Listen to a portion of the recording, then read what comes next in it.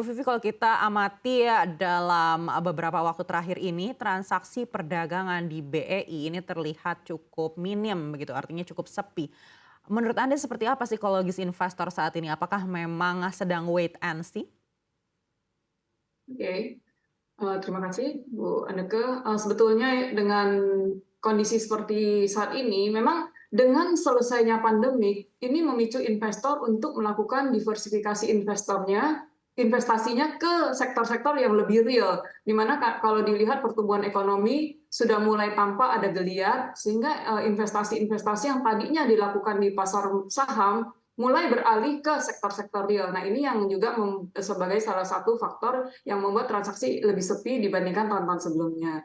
Kemudian juga memang untuk pelaku pasar saat ini lebih cenderung hati-hati dalam melakukan kegiatan investasi, mengingat kurangnya katalis-katalis yang positif dan juga tentu sentimen-sentimen global yang senantiasa tergaung resesi ya.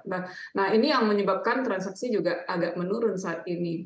Baik, tapi kalau kita Kemudian lihat juga data-data domestik kita, Ibu Vivi, ini kan sebenarnya juga masih cukup aman begitu. Apakah ini tidak cukup untuk membuat investor membuat perdagangan ini lebih bergairah? ya, betul. Sebetulnya dengan adanya perlambatan pertumbuhan sektor kredit perbankan dan juga retail sales index kalau dilihat datanya semakin melandai, jadi ini dipandang sebagai salah satu risiko utama juga terhadap pertumbuhan ekonomi domestik. Nah, ini yang membuat investor cenderung lebih hati-hati dan melakukan wait and see. Nah, ditambah lagi saat ini juga kita sudah mulai masuk ke tahun politik yang ini yang membuat tetap dari investor lebih wait and see, Pak Naka. Baik, artinya untuk di tahun depan ada potensi transaksi lebih sepi lagi. Ya, Bu, bisa jadi, Bu. Baik, karena kalau berkaca pada tahun-tahun politik sebelumnya, bagaimana kita bisa menyimpulkan sebuah tahun politik ini membuat perdagangan menjadi lebih sepi? Ya, karena lebih ke sektor real ya Bu ya, dengan adanya pertumbuhan ekonomi di sektor real, jadi secara investor lebih menginvestasikan investasinya ke sektor real, Bu. Baik, dengan adanya potensi transaksi di tahun politik ini akan lebih sepi. Lalu seperti apa gambaran minat korporasi untuk melakukan penggalangan dana di pasar modal dalam kondisi saat ini? Sebetulnya secara umum masih cukup banyak perusahaan-perusahaan yang melakukan penerbitan untuk surat utang, obligasi maupun sukuk. Jadi meskipun belum ada penurunan bunga dari BI, tapi yield Sun di pasar saat ini masih cukup stabil dibandingkan kondisi semester 2 di tahun lalu. Jadi tetap untuk penggalangan dana dilakukan dengan melakukan penerbitan surat utang. Baik, artinya selain penerbitan surat utang seperti IPO ini akan lebih dihindari oleh korporasi. Ya, mungkin kalau untuk IPO yang small size itu masih tetap berjalan, tapi untuk yang bigger size, nah ini akan melihat dari serapan pasar terhadap IPO yang akan diterbitkan. Baik. Namun untuk di sisa tahun 2023 ini, apakah menurut Anda masih akan banyak korporasi yang melakukan aksi IPO? Ya, untuk IPO tetap akan ada karena dari Bursa Efek Indonesia sendiri juga mendorong perusahaan-perusahaan untuk melakukan IPO di Bursa Efek Indonesia. Baik, selain diversifikasi yang tadi Anda sampaikan, strategi apa lagi yang bisa dilakukan pelaku pasar, dalam hal ini perusahaan efek, untuk bisa menjaga stabilitas kinerja? Oke, ya tentu saja dari perusahaan efek tentu tidak akan berhenti secara berusaha. Perusahaan efek akan tetap memperbanyak basis investor, terutama investor-investor retail, di mana ini menjadi penyokong utama nantinya ke depan untuk transaksi di pasar modal Indonesia. Dan dari perusahaan efek juga berkelanjutan untuk memberikan edukasi-edukasi yang semakin berkualitas supaya investor-investor yang ada ini tetap semakin cerdas dan berkualitas dalam berinvestasi, Bu Ani. Baik, Bu Vivi, kita tahu ketika pandemi ini pertumbuhan investor-investor baru ini cukup signifikan. Namun setelah pandemi usai, seperti apa pertumbuhan investor baru? Apakah masih sebesar ketika pandemi atau sudah terlihat ada perlambatan?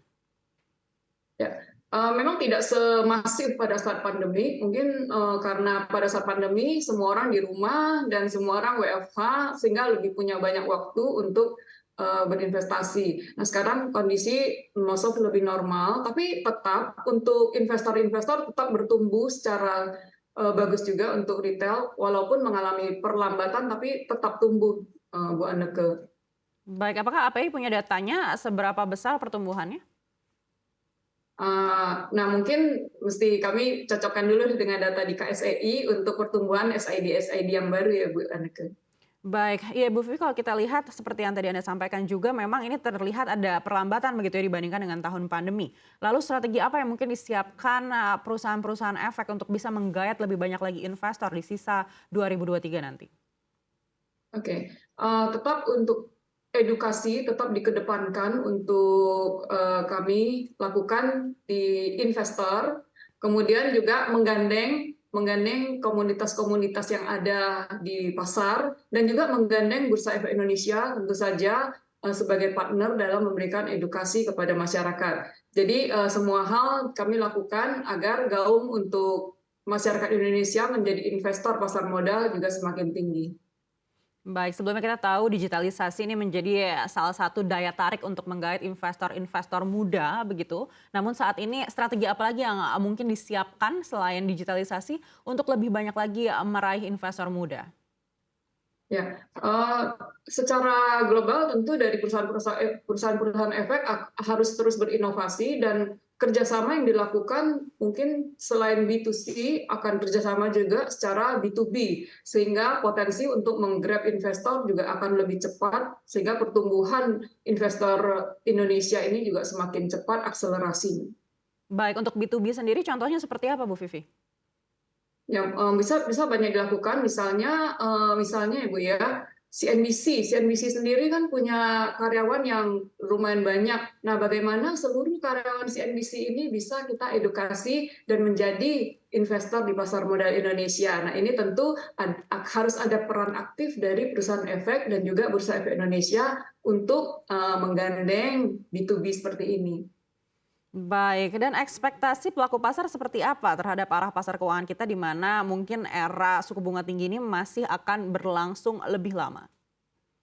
Oke, kalau untuk pelaku pasar secara umum tentu dengan semakin tingginya surplus fiskal pemerintah, konsumsi domestik diharapkan terus membaik sehingga tetap meningkatkan government spending di semester 2 tahun ini. Nah, dengan adanya ekspansi fiskal ini, dengan pertumbuhan ekonomi semakin membaik, tentu ini akan memberikan dan meningkatkan appetite investor dalam melakukan investasi ke depannya, Bu Ana.